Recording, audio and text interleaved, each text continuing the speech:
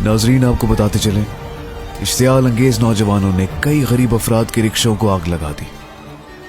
मुल्क में महंगाई और बेरोजगारी की शरह ने सब रिकॉर्ड तोड़ दिए। पाकिस्तान तारीख के बदतरीन दौर से गुजर रहा है। जब मुल्क की बागदौड़ गलत सिमत चली जाए तो अच्छा मुस्तकबिल गैर यकीनी हो जाता है।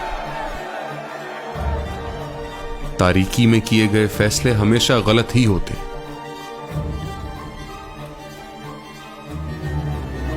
मगर अब उनको रोशनी की तरफ लेकर आने का वक्त है। एक नई उम्मीद नजर आ रही है।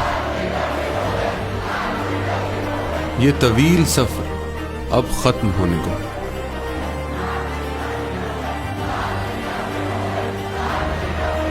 ये खौफ और जुल्म के बादल अब छटने को है।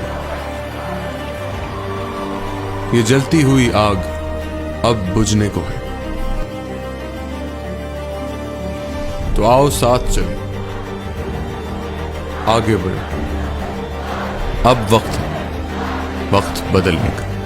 मुल्क सिर्फ तब ही आगे बढ़ेगा जब हम आगे बढ़ेंगे, मिलकर, फिर से एक साथ। मेरे साथ मिलकर वादा करो कि पाकिस्तान को अपने कदमों पे खड़ा करोगे।